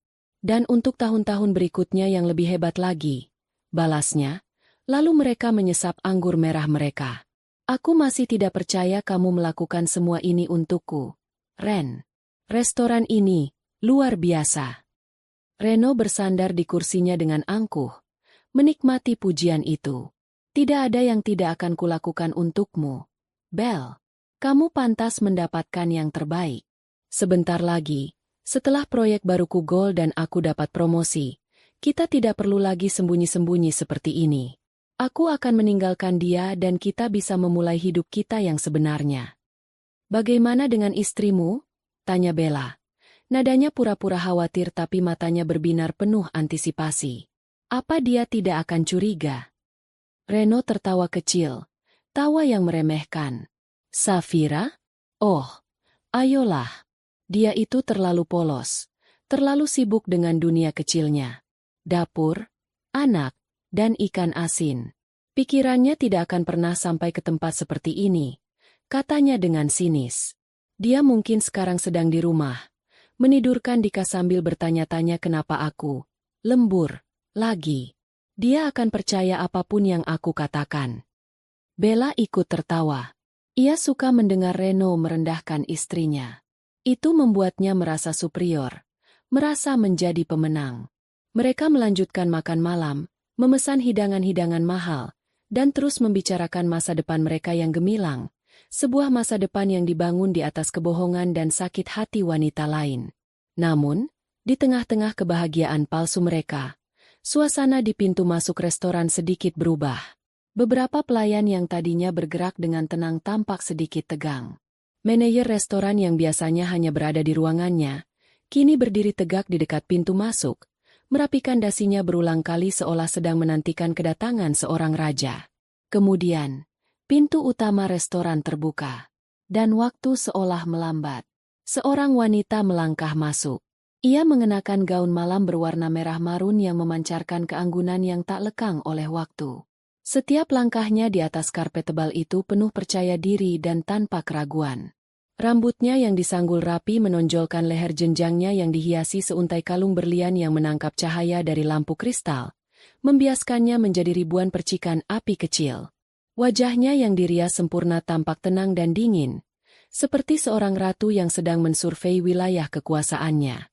Seluruh perhatian di ruangan itu, yang tadinya terpecah-pecah, kini terpusat pada satu titik, wanita itu.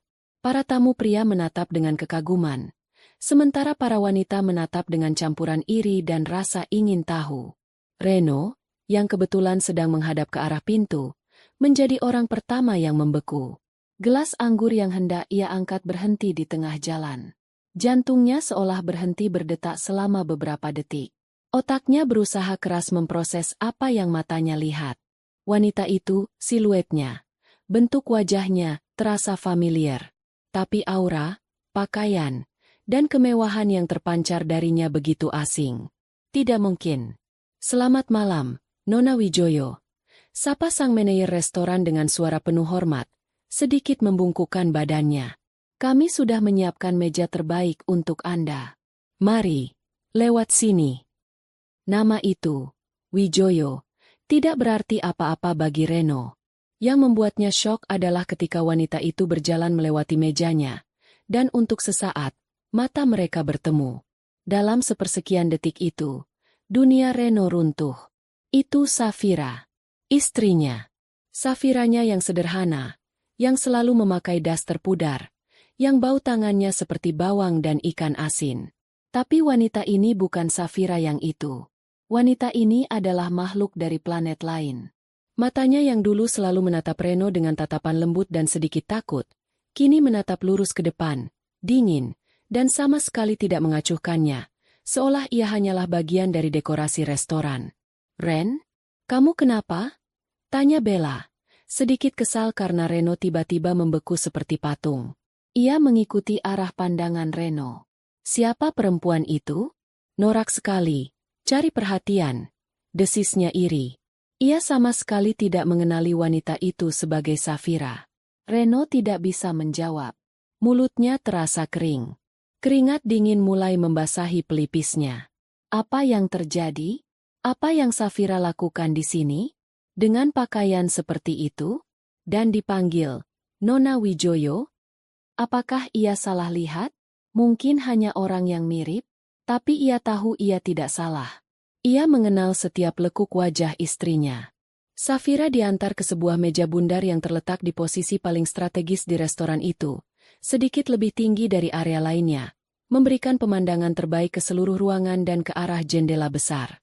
Meja itu jelas lebih superior dari meja Reno. Seorang pelayan dengan sigap menarik kursinya. Seorang sommelier, atau ahli anggur, yang Reno tahu hanya melayani tamu-tamu paling penting, datang menghampiri meja Safira dengan sebuah buku menu anggur yang tebal. Safira bahkan tidak membuka buku itu. Ia hanya berkata dengan suara yang tenang namun jelas, terdengar sampai ke meja Reno yang letaknya tidak terlalu jauh. Bawakan saya sebotol Cateau Petrus tahun 1982. Sommelier itu terkesiap. Para pelayan di sekitarnya saling pandang. Bahkan beberapa tamu di meja lain yang mendengar nama itu berbisik-bisik. Reno, yang sedikit tahu tentang anggur mahal untuk pamer, merasa perutnya melilit. Cateau Petrus 1982. Itu bukan sekadar anggur. Itu adalah sebuah legenda. Harganya bisa setara dengan harga sebuah mobil. Baik, Nona Wijoyo. Pilihan yang luar biasa, kata sommelier itu, membungkuk hormat sebelum bergegas pergi. Bella, yang tidak mengerti apa-apa, hanya mencibir. Lagu sekali perempuan itu. Pesan anggur saja seperti mau membeli negara. Tapi Reno sudah tidak bisa berpikir jernih. Pikirannya dipenuhi ribuan pertanyaan. Dari mana Safira mendapatkan uang? Siapa pria kaya yang membawanya ke sini? Apakah Safira berselingkuh? Ironisnya, pikiran pertama yang terlintas di benaknya adalah pengkhianatan, sebuah cerminan dari kelakuannya sendiri. Kemudian, seorang pelayan datang untuk mengambil pesanan makanan Safira. Lagi-lagi, suaranya terdengar jelas. Untuk hidangan pembuka, saya mau lobster thermidor. Dan untuk hidangan utama, Wagyu A5 Kobe steak, tingkat kematangannya medium rare. Setiap kata yang keluar dari mulut Safira adalah sebuah hantaman bagi Reno. Semua menu yang ia sebutkan adalah menu termahal di buku menu itu. Total harga pesanan Safira untuk dirinya sendiri malam itu mungkin sudah melebihi gaji Reno selama 3 bulan. Reno benar-benar panik. Steak di hadapannya tiba-tiba terasa seperti kardus. Anggurnya terasa asam. Ia tidak bisa makan. Ia terus-menerus melirik ke arah meja Safira, berharap mendapatkan penjelasan. Tapi Safira sama sekali tidak meliriknya. Ia duduk di sana dengan anggun, menyesap air putihnya, dan menatap pemandangan kota dengan ekspresi tenang, seolah Reno dan Bella adalah 2 ekor semut yang tidak penting di sudut ruangan. Sikap diabaikan itu, bagi Reno, lebih menyakitkan daripada teriakan atau makian. Ia merasa kecil, bodoh, dan kehilangan kendali. Bella semakin jengkel melihat tingkahnya. Reno, kamu ini sebenarnya kenapa sih? Dari tadi lihat ke sana terus. Apa perempuan itu lebih menarik daripada aku? Rengek Bella manja. Bukan begitu, sayang. Aku cuma... Reno tidak tahu harus berkata apa. Aku kenal dia. Alis Bella terangkat. Kenal? Siapa dia? Dia. Reno tidak sanggup mengatakannya. Mengakui wanita luar biasa yang menjadi pusat perhatian itu adalah istrinya yang, kampungan, terasa seperti menelan pecahan kaca. Ia tidak tahan lagi. Ia harus melakukan sesuatu. Dengan gerakan tiba-tiba, ia meletakkan serbetnya di atas meja. Tunggu sebentar, katanya pada Bella. Ia berdiri dan berjalan dengan langkah goyah menuju meja Safira, mengabaikan tatapan heran dari para tamu lain. Jantungnya berdebar kencang, campuran antara amarah, kebingungan, dan rasa takut yang luar biasa. Malam yang seharusnya menjadi perayaan kemenangannya kini telah berubah menjadi sebuah mimpi buruk yang tidak masuk akal. Langkah Reno terasa berat, seolah ia sedang berjalan di dalam air. Setiap pasang mata di restoran itu sepertinya kini tertuju padanya, menusuk punggungnya dengan tatapan penuh tanya. Ketika ia akhirnya tiba di samping meja Safira, ia berdiri di sana dengan canggung selama beberapa detik.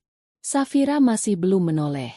Ia sedang mengamati sommelier yang dengan sangat hati-hati menuangkan anggur berwarna merah pekat ke dalam gelas kristalnya. Safira, panggil Reno. Suaranya lebih terdengar seperti desisan tertahan. Ia mencoba menjaga nada suaranya agar tidak membuat keributan. Tapi amarah dan kebingungan membuatnya bergetar. Safira mengangkat gelasnya, memutarnya sedikit untuk melepaskan aroma anggur, lalu menghirupnya dengan perlahan. Ia melakukan semuanya dengan gerakan yang anggun dan tidak terburu-buru, seolah Reno adalah angin yang tidak perlu dihiraukan. Safira, aku bicara padamu, kata Reno lagi, kali ini sedikit lebih keras. Ia mencondongkan tubuhnya ke depan. Apa-apaan ini semua? Jelaskan padaku. Dari mana kamu dapat uang untuk semua kemewahan ini? Siapa yang membawamu ke sini? Kamu berselingkuh di belakangku. Hah? Tuduhan terakhir itu keluar begitu saja. Sebuah proyeksi dari rasa bersalahnya sendiri. Ia berharap bisa memancing reaksi dari Safira, membuatnya marah, membuatnya kembali menjadi Safira yang emosional dan mudah ia kendalikan. Akhirnya, Safira menoleh. Ia tidak tampak marah atau takut. Ia menatap Reno dengan sorot mata yang aneh. Sorot mata yang belum pernah Reno lihat sebelumnya. Itu adalah campuran antara rasa kasihan dan sedikit geli. Seolah ia sedang melihat seekor anak anjing yang menyalak tanpa tahu siapa majikannya. "Duduklah, Reno. Kamu membuat keributan," kata Safira dengan suara tenang yang membekukan. Tepat saat Reno hendak membantah, sebuah suara yang berwibawa memotongnya. "Mohon maaf, Tuan. Apakah ada masalah?" Seorang pria parubaya yang gagah dengan setelan jas paling mahal di ruangan itu telah berdiri di samping mereka. Dia adalah manajer umum restoran dan hotel, seseorang yang jarang sekali menampakkan diri di area publik. Pria itu sama sekali tidak melihat ke arah Reno. Seluruh perhatiannya tercurah pada Safira. "Nona Wijoyo," lanjut sang manajer dengan nada penuh hormat.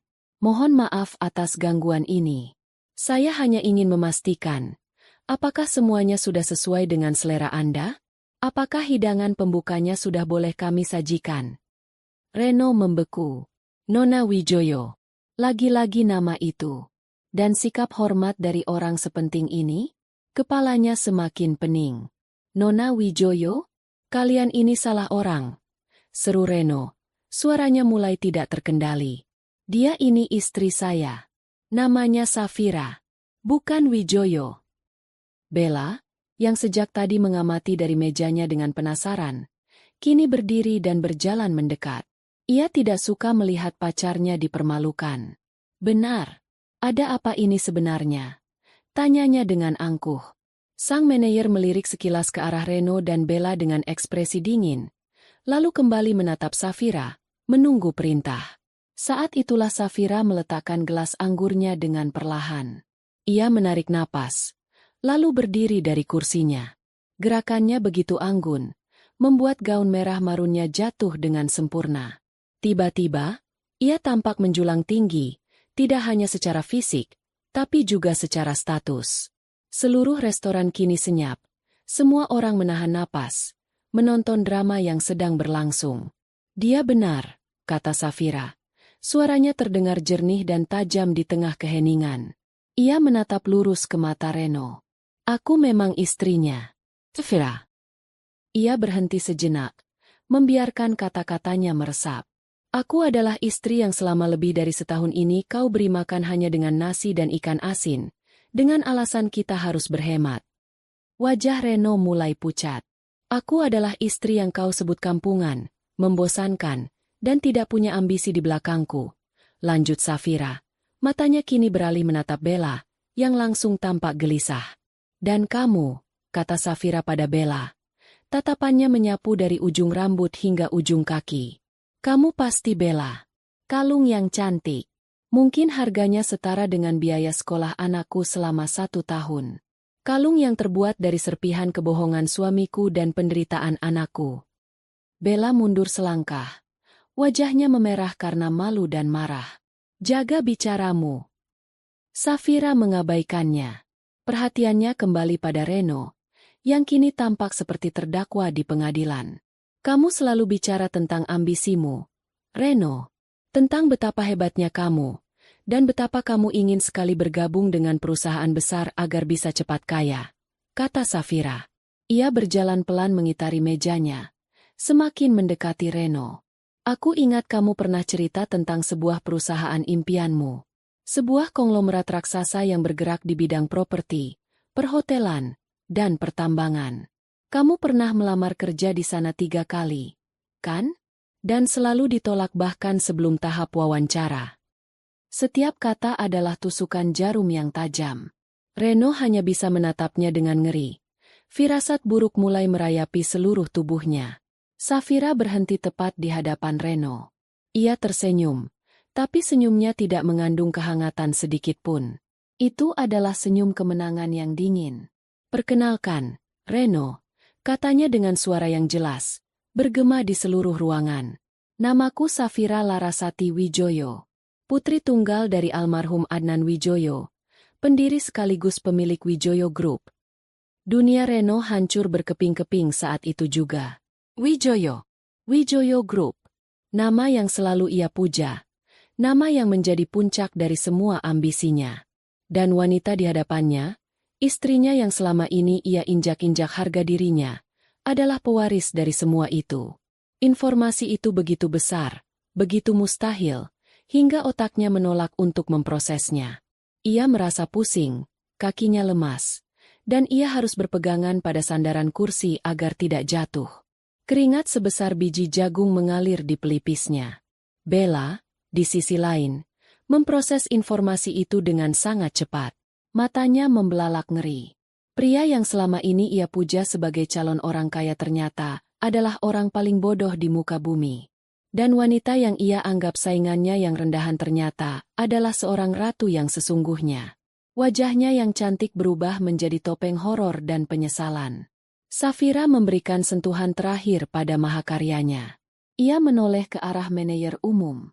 Dan restoran ini, katanya sambil menyapu sekeliling dengan gerakan tangannya, beserta hotel bintang 5 di atasnya, hanyalah sebagian kecil dari aset warisan yang selama ini coba saya lupakan. Hening. Total. Satu-satunya suara yang terdengar adalah napas Reno yang terengah-engah seperti orang yang akan tenggelam. Safira menatap suaminya yang hancur untuk terakhir kalinya. Tidak ada lagi amarah di matanya. Yang ada hanya kekosongan. Pria di hadapannya tidak lagi berharga untuk dibenci. Nikmati makan malam perayaan kalian, katanya dengan nada ringan yang mengerikan. Anggap saja ini hidangan penutup dari saya. Semuanya sudah saya bayar. Ia mengambil tas tangannya dari meja. Ia bahkan tidak menyentuh anggur atau makanan mahalnya.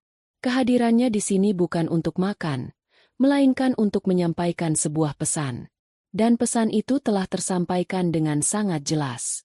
Tanpa menoleh ke belakang lagi, Safira berbalik badan dan berjalan dengan anggun menuju pintu keluar, meninggalkan Reno yang membeku dalam kehancuran total, Bella yang pucat pasi karena syok, dan seluruh isi restoran yang menjadi saksi jatuhnya seorang pria yang dibutakan oleh keserakahan. Saat pintu restoran tertutup di belakangnya, Safira menarik napas dalam-dalam, menghirup udara malam yang segar. Ia bebas. Babak ini telah berakhir. Perjalanan pulang adalah sebuah neraka beku bagi Reno. Ia tidak ingat bagaimana ia membayar tagihan makannya, atau bagaimana ia meninggalkan Bella yang menatapnya dengan campuran jijik dan ketakutan. Yang ia tahu, ia tiba-tiba sudah berada di atas motornya, membelah jalanan malam kota dengan kecepatan gila, tidak peduli pada klakson mobil atau umpatan dari pengendara lain. Angin malam yang dingin menerpa wajahnya, tapi tidak mampu mendinginkan otaknya yang terasa terbakar. Wijoyo. Safira Larasati Wijoyo. Nama itu terus berputar di kepalanya seperti kaset rusak. Setiap putaran mengikis sisa-sisa kewarasannya. Bagaimana bisa? Bagaimana mungkin wanita pendiam yang selama ini tidur di sampingnya, wanita yang ia anggap tidak lebih dari seorang pelayan tanpa gaji, adalah pewaris salah satu kekayaan terbesar di negara ini? Semua terasa seperti lelucon kosmik yang sangat kejam, dan ia adalah bahan tertawaannya. Kilasan-kilasan kenangan menyerbunya tanpa ampun. Keluhan Safira tentang uang belanja, yang ia tanggapi dengan cemoohan. Permintaan Safira untuk membeli susu formula yang lebih baik untuk Dika, yang ia sebut sebagai pemborosan. Setiap kata-kata kasarnya, setiap sikap meremehkannya, kini kembali menghantamnya dengan kekuatan 100 kali lipat. Ia bukan hanya telah menyia-nyiakan seorang istri yang baik, ia telah menghina seorang ratu yang sedang menyamar. Ia telah menendang sebuah peti harta karun, mengira itu hanyalah sebuah kotak kardus kosong. Penyesalan adalah kata yang terlalu ringan untuk menggambarkan apa yang ia rasakan. Ini adalah teror. Teror akan apa yang telah ia hilangkan, dan teror akan apa yang akan terjadi selanjutnya. Ia harus bicara pada Safira. Ia harus meminta maaf. Ia akan bersujud di kakinya jika perlu. Ia akan melakukan apa saja untuk memperbaiki ini. Ia meyakinkan dirinya sendiri bahwa cinta Safira padanya begitu besar. Pasti masih ada kesempatan. Safira pasti akan memaafkannya. Ia hanya perlu menjelaskan, memohon, dan berjanji akan berubah. Dengan harapan tipis yang rapuh itu, ia tiba di depan rumah kontrakan mereka. Jantungnya berdebar kencang saat melihat lampu teras menyala seperti biasa. Setidaknya Safira ada di rumah. Ia memarkir motornya dengan tergesa-gesa, bahkan hampir menjatuhkannya. Ia merogoh kunci dari sakunya dengan tangan gemetar, lalu membuka pintu. "Saf? Dika?" panggilnya, Suaranya terdengar serak dan putus asa. Tidak ada jawaban. Rumah itu terasa sunyi senyap. Kesunyian yang berbeda dari biasanya. Ini bukan kesunyian orang yang sedang tidur. Ini adalah kesunyian sebuah kekosongan. Reno menyalakan lampu ruang tengah. Semuanya tampak rapi. Terlalu rapi. Tidak ada mainan Dika yang berserakan. Tidak ada jaket Safira yang tergantung di belakang pintu. Perasaan buruk mulai merayapinya. Ia berlari ke kamar mereka. Kosong. Lemari pakaian terbuka. Dan sisi tempat Safira biasa menyimpan bajunya kini melompong. Hanya tersisa beberapa gantungan baju yang kosong. Di atas meja rias kecil, tidak ada lagi sisir, bedak, atau krim pelembab murah milik Safira. Semuanya bersih, seolah pemiliknya tidak pernah ada. Ia berlari ke kamar Dika. Sama saja, tempat tidur kecil itu sudah dirapikan dengan sempurna. Kotak mainan di sudut ruangan tertutup rapat. Semua jejak kehidupan putranya telah lenyap. Panik mulai mencengkeram tenggorokan Reno. Ia berlari dari satu ruangan ke ruangan lain seperti orang gila, membuka setiap laci, setiap lemari, berharap menemukan sesuatu yang tertinggal. Tapi tidak ada. Rumah itu telah dilucuti dari semua tanda-tanda kehadiran istri dan anaknya. Akhirnya, dengan langkah gontai, ia berjalan ke dapur. Dan di sanalah ia melihatnya. Pemandangan yang menghentikan napasnya dan menghancurkan sisa harapan terakhirnya. Di atas meja makan kayu yang sudah usang, tempat yang seharusnya menjadi pusat kehangatan keluarga, terhidang sebuah sajian terakhir yang simbolis dan brutal. Ada sepiring nasi putih yang sudah dingin. Di sampingnya, seekor ikan asin goreng yang tampak kesepian. Dan di sisi piring itu, tergeletak sebuah amplop coklat tebal yang tampak resmi. Reno menatap pemandangan itu untuk waktu yang lama.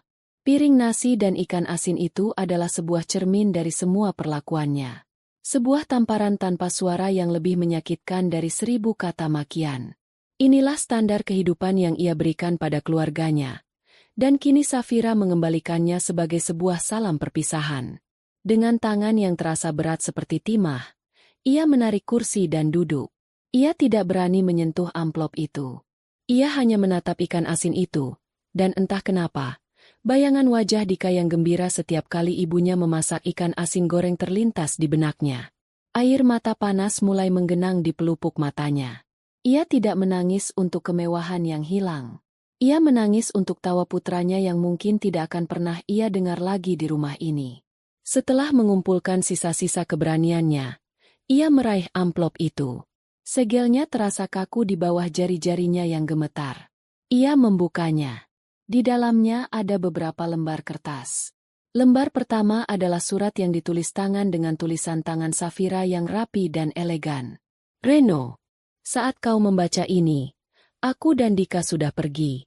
Jangan mencoba mencari kami. Aku menulis ini bukan untuk meminta penjelasan atau mendengar permintaan maafmu. Semuanya sudah terlambat. Aku menulis ini hanya untuk mengatakan bahwa aku sudah tahu segalanya. Tentang Bella, tentang kebohonganmu, tentang semua uang yang kau habiskan di belakangku sementara anakmu sendiri kekurangan. Aku pernah sangat mencintaimu. Aku rela meninggalkan duniaku untuk membangun dunia kita yang sederhana. Aku pikir cinta sejati tidak membutuhkan kemewahan. Ternyata aku salah. Bukan kemewahan yang tidak kita miliki, melainkan kejujuran dan rasa hormat. Kau mengambil keduanya dariku. Malam ini, di restoran itu, aku bukan datang untuk mempermalukanmu. Aku datang untuk membebaskan diriku. Untuk menunjukkan padamu siapa wanita yang telah kau sia-siakan. Aku harap sekarang kau mengerti. Jaga dirimu baik-baik. Ini adalah makanan terakhir yang kusiapkan untukmu. Eva, tidak ada kata-kata amarah. Hanya ada ketenangan yang dingin dan final. Reno meremas surat itu. Rasa sakit menjalari dadanya begitu hebat hingga ia sulit bernapas. Tapi penderitaannya belum selesai. Di bawah surat dari Safira, ada beberapa lembar dokumen resmi dengan kop surat sebuah firma hukum ternama. Lembar paling atas adalah surat gugatan cerai. Di dalamnya tercantum tuntutan hak asuh anak sepenuhnya jatuh ke tangan Safira, dengan alasan ketidakstabilan finansial dan moral dari pihak ayah. Dan di lembar terakhir, Ada dokumen yang membuatnya merasa seolah lantai di bawahnya runtuh. Itu adalah surat somasi hukum dari Wijoyo Group. Di dalamnya dijelaskan secara rinci bahwa telah ditemukan bukti penyelewengan dana perusahaan melalui penggunaan kartu kredit tambahan untuk kepentingan pribadi yang tidak bisa dipertanggungjawabkan. Perusahaan menuntut pengembalian seluruh dana yang telah digunakan, beserta tuntutan hukum pidana atas dasar penggelapan dan penipuan. Reno tertawa. Tawa yang terdengar seperti ringkikan orang gila. Tawa putus asa. Jadi, ini adalah akhir dari segalanya. Ia tidak hanya akan kehilangan keluarganya, ia juga akan kehilangan pekerjaannya, reputasinya, dan mungkin kebebasannya. Safira tidak hanya meninggalkannya, ia mencabutnya sampai ke akar-akarnya, memastikan ia tidak akan bisa tumbuh kembali. Serangan itu begitu terencana, begitu presisi, dan begitu mematikan. Ia menjatuhkan kepalanya ke atas meja makan, di samping piring nasi dingin itu. Isak tangis yang kasar dan menyakitkan akhirnya meledak dari dalam dirinya. Ia menangisi kebodohannya, keserakahannya, keangkuhannya. Ia menangisi rumah yang kini terasa hampa, masa depan yang kini gelap gulita, dan cinta tulus yang telah ia tukar dengan kilau palsu. Di tengah keheningan malam, di rumah kontrakan yang sempit itu, seorang pria yang mengira dirinya adalah raja akhirnya menyadari bahwa ia hanyalah seorang pengemis yang baru saja kehilangan satu-satunya hartanya yang paling berharga. 1 tahun berlalu. Waktu, bagi sebagian orang, adalah penyembuh. Bagi yang lain, ia adalah algojo yang bekerja dengan lambat. Bagi Safira Larasati Wijoyo, waktu adalah seorang arsitek. Dalam 1 tahun, ia telah membangun kembali kehidupannya dari puing-puing menjadi sebuah mahakarya. Ia tidak kembali menjadi gadis manja yang hidup dari kekayaan orang tuanya. Sebaliknya, ia terjun langsung ke dalam bisnis keluarga. Dengan kecerdasan alami yang ia warisi dan etos kerja yang ia pelajari dari kehidupan sederhananya, ia dengan cepat membuktikan kemampuannya. Pak Raditya, yang melihat potensi besar dalam dirinya, memberinya tanggung jawab untuk memimpin salah satu anak perusahaan baru yang bergerak di bidang properti ramah lingkungan. Safira kini berkantor di lantai 48 Wijoyo Tower, sebuah gedung pencakar langit berlapis kaca yang menjulang di pusat distrik bisnis.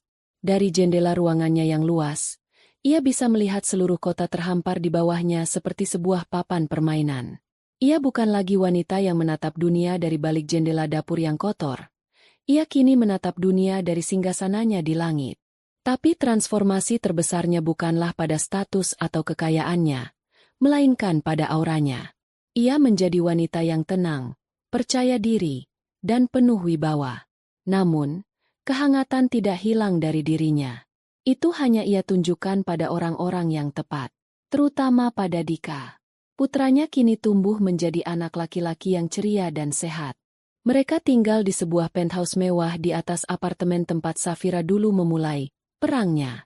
Rumah itu selalu penuh dengan tawa. Safira selalu memastikan ia punya waktu untuk Dika, menemaninya bermain, membacakan dongeng sebelum tidur, dan mengantarnya ke sekolah internasional terbaik di kota. Ia adalah seorang CEO yang disegani di kantor, dan seorang ibu yang penuh cinta di rumah. Ia telah menemukan keseimbangan yang sempurna. Ia bahagia, dengan kebahagiaan yang ia ciptakan sendiri. Sementara bagi Reno, waktu adalah siksaan tanpa akhir. Setelah surat cerai dan somasi itu, hidupnya hancur berantakan. Ia dipecat secara tidak hormat dari pekerjaannya. Namanya masuk daftar hitam di industri properti, membuatnya mustahil mendapatkan pekerjaan yang layak. Bella, begitu tahu bahwa pangerannya ternyata adalah seorang penipu yang bangkrut, meninggalkannya di hari yang sama dengan sebuah pesan singkat berisi caci maki. Tabungannya habis untuk menyewa pengacara murah yang tidak bisa berbuat banyak. Ia harus menjual motornya dan semua barang berharga yang ia miliki untuk membayar sebagian kecil dari tuntutan perusahaan. Ia terusir dari rumah kontrakan karena tidak bisa membayar sewa. Ia berakhir dengan menumpang di sebuah kamar kos sempit dan pengap di pinggiran kota yang kumuh. Keangkuhan dan pesonanya telah luntur, digantikan oleh keputusasaan dan rasa malu. Ia bekerja serabutan, dari menjadi kuli bangunan hingga menjadi pelayan di warung makan. Setiap hari adalah perjuangan hanya untuk bisa makan. Wajahnya yang dulu tampan kini tampak kuyu dan lebih tua. Matanya yang dulu berbinar dengan ambisi kini kosong dan tanpa harapan. Ia adalah hantu dari dirinya yang dulu. Suatu sore yang cerah di bulan Oktober, Safira sedang mengadakan rapat dengan beberapa arsitek di sebuah kafe premium yang terletak di lantai dasar Wijoyo Tower. Mereka sedang membahas desain untuk proyek terbarunya. Dari meja mereka yang berada di dekat jendela kaca besar, pemandangan jalan raya utama terlihat jelas. Di tengah-tengah diskusi yang serius, perhatian Safira tanpa sengaja teralihkan ke seberang jalan. Di sana, di lobi sebuah gedung perkantoran yang lebih kecil, tampak ada sedikit keributan. Seorang pria dengan seragam petugas parkir yang lusuh sedang dibentak-bentak oleh seorang wanita kaya yang marah karena mobilnya tergores. Pria itu hanya bisa menunduk dalam-dalam, menerima setiap makian dengan pasrah. "Maaf, Bu, maaf." Suaranya terdengar samar bahkan dari kejauhan. Safira menyipitkan matanya. Ada sesuatu yang familiar dari postur tubuh pria itu, dari cara ia membungkuk penuh ketakutan. Dengan sedikit rasa penasaran, ia memfokuskan pandangannya. Dan kemudian, ia mengenalinya. Itu Reno, suaminya, mantan suaminya. Pria yang dulu berjalan dengan dagu terangkat, yang meremehkan semua orang, kini berdiri di sana dengan seragam yang kebesaran, dimaki-maki di depan umum karena goresan kecil di mobil orang lain. Rambutnya tampak berminyak dan tidak terurus. Kulitnya menghitam karena terbakar matahari. Ia tampak begitu kecil, begitu kalah, begitu menyedihkan. Para arsitek di meja Safira menyadari bahwa atasan mereka sedang melamun. "Ibu Safira, apakah ada masalah?" tanya salah satu dari mereka. Safira tersentak pelan. Ia mengalihkan pandangannya dari pemandangan di seberang jalan, kembali menatap wajah-wajah di hadapannya. Ia terdiam sejenak. Berbagai macam emosi seharusnya bergejolak di dalam dirinya. Mungkin rasa kasihan, atau sisa-sisa amarah, atau bahkan sedikit rasa bersalah, tapi tidak ada satupun dari emosi itu yang muncul. Yang ia rasakan hanyalah kekosongan. Pria di seberang jalan itu bukan lagi siapa-siapa baginya. Ia hanyalah orang asing dengan masa lalu yang kebetulan pernah bersinggungan dengannya. Semua rasa sakit, semua air mata, semuanya telah menguap tanpa sisa. Dan kemudian, sesuatu yang tidak terduga terjadi. Sudut bibir Safira sedikit terangkat. Sebuah senyum tipis, senyum yang tulus, mulai terbentuk di wajahnya. Lalu, sebuah tawa kecil lolos dari bibirnya. Bukan tawa jahat atau tawa kemenangan yang angkuh. Itu adalah tawa yang ringan, tawa yang penuh kelegaan. Tawa seseorang yang baru saja selesai membaca halaman terakhir dari sebuah buku yang sangat panjang dan melelahkan, dan mendapati bahwa akhirnya semua berakhir dengan adil. Karma, pikirnya. Terkadang ia tidak datang dalam bentuk petir atau badai. Terkadang ia datang dalam bentuk seragam petugas parkir yang lusuh dan bentakan dari orang asing di tengah terik matahari. Dan pemandangan itu, entah kenapa, terasa begitu lucu. Para arsitek menatapnya dengan bingung. Safira menggelengkan kepalanya pelan. Tawanya mereda menjadi senyum yang tenang. "Tidak apa-apa," katanya. "Saya hanya teringat sebuah lelucon lama." Ia kembali fokus pada denah bangunan di atas meja, menyeruput kopinya, dan melanjutkan rapatnya seolah tidak terjadi apa-apa. Di seberang jalan, Reno masih menunduk, menerima nasibnya. Di dalam kafe, Safira sedang merancang masa depannya. Dunia mereka tidak akan pernah bertemu lagi. Sang ratu telah kembali ke istananya, sementara si kodok telah kembali ke kubangannya. Dan di singgasananya yang tinggi di puncak Karma, sang ratu akhirnya bisa tertawa lepas. 6 bulan setelah sore di mana Safira melihat Karma menagih utangnya pada Reno, angin berhembus sedikit berbeda di puncak Wijoyo Tower. Angin itu membawa aroma optimisme dan perubahan. Safira tidak lagi hanya menjalankan perusahaan, ia mentransformasikannya. Fokusnya pada properti ramah lingkungan yang terjangkau telah menjadi perbincangan hangat di dunia bisnis, sebuah gebrakan yang berani dari konglomerat yang dulunya dikenal konservatif. Pagi itu, Safira tidak berada di kantornya yang mewah. Ia berdiri di tengah-tengah lokasi konstruksi yang sibuk, mengenakan kemeja linen putih, celana bahan, sepatu bot keselamatan, dan sebuah helm proyek berwarna putih yang kontras dengan rambut hitamnya yang diikat ekor kuda. Di sekelilingnya, kerangka bangunan apartemen vertikal dengan konsep hijau mulai terbentuk. Ini adalah proyek perdananya, proyek yang ia gagas dan perjuangkan sendiri. Ia sedang berdiskusi dengan kepala arsitek ketika seorang pria tua yang bergerak dengan tongkat berukir menghampirinya. Pria itu adalah Pak Raditya, yang sengaja terbang kembali ke tanah air untuk melihat kemajuan putri didiknya. Pemandangan yang bagus, bukan, Pak Radit? Sapa Safira sambil tersenyum. Matanya berbinar menatap kerangka baja yang menjulang di hadapan mereka. Pak Raditya tersenyum bangga. Matanya yang sudah sedikit rabun memancarkan kekaguman. Ayahmu dulu membangun gedung-gedung tinggi yang menyentuh langit, Nona. Tapi kau membangun rumah yang menyentuh hati orang banyak. Beliau pasti akan jauh lebih bangga padamu. Safira terdiam sejenak, meresapi kata-kata itu. Terima kasih, Pak. Tapi jujur saja, semua ini tidak akan pernah terjadi jika aku tidak pernah tinggal di rumah kontrakan sempit itu. Pak Raditya menatapnya dengan heran. Pengalaman di rumah kontrakan itu, lanjut Safira, tatapannya menerawang. Meskipun pahit, ia memberi saya pelajaran yang tidak akan pernah saya dapatkan di sekolah bisnis manapun. Pelajaran tentang arti, cukup. Tentang bagaimana sebuah rumah seharusnya menjadi tempat yang aman dan hangat, bukan hanya tumpukan beton dan kemewahan. Aku belajar tentang nilai selembar uang 50.000, dan tentang kebahagiaan dari sepiring makanan sederhana yang dimakan bersama orang yang kau cintai. Ia berhenti sejenak, lalu menoleh pada Pak Raditya. Aku tidak sedang mencoba menjadi pahlawan bagi orang miskin. Aku hanya ingin membangun sesuatu yang punya arti. Warisan Wijoyo bukan hanya tentang keuntungan, tapi juga tentang tanggung jawab. Dan aku tidak akan pernah menyadari itu jika aku tidak pernah merasakan bagaimana rasanya tidak memiliki apa-apa. Pak Raditya mengangguk perlahan, memahami sepenuhnya arah pikiran Safira. Wanita di hadapannya bukan lagi sekadar pewaris. Ia telah menjadi seorang visioner, dibentuk oleh tempaan penderitaan yang kini telah ia ubah menjadi kekuatan. Setelah meninjau proyek, Safira mengajak Pak Raditya makan siang di sebuah restoran sederhana yang menyajikan masakan rumahan, pilihan yang membuat pria tua itu tersenyum. Di tengah obrolan mereka, ponsel Safira bergetar. Sebuah pengingat di kalendernya, jemput Dika, pentas seni sekolah. Ia segera pamit. Maaf, Pak Radit, ada rapat lain yang jauh lebih penting dan tidak bisa diwakilkan, katanya sambil tertawa. Meninggalkan segala urusan bisnis di belakangnya, Safira melaju sendiri menuju sekolah Dika. Ia tiba tepat saat acara akan dimulai.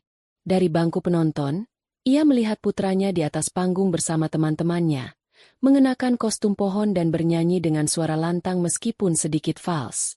Hati Safira meluap dengan kehangatan. Inilah kekayaan yang sesungguhnya. Inilah kemewahan yang tidak bisa dibeli dengan kartu kredit manapun. Setelah acara selesai, Dika berlari menghambur ke pelukannya. Ibu lihat aku jadi pohon. Serunya dengan bangga. Tentu saja ibu lihat. Dika pohon yang paling hebat di seluruh hutan.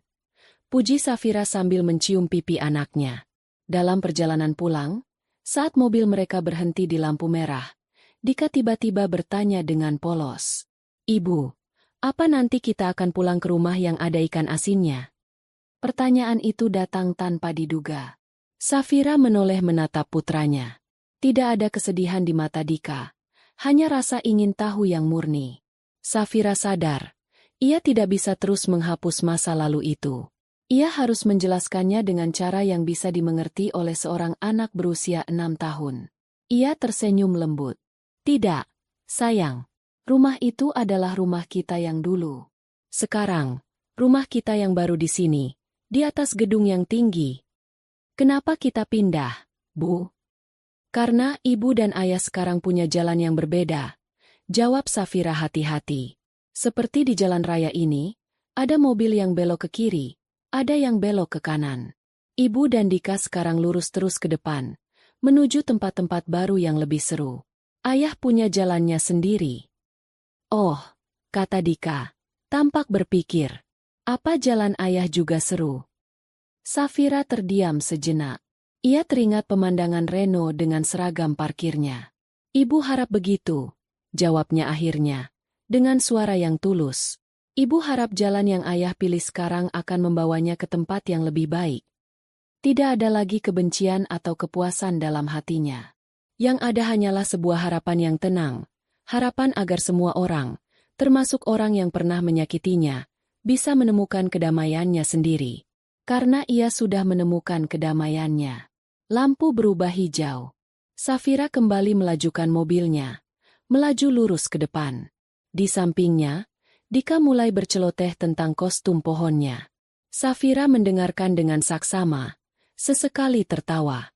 Ia tidak lagi melihat ke belakang, tidak lagi melirik ke seberang jalan untuk mencari bayangan masa lalunya.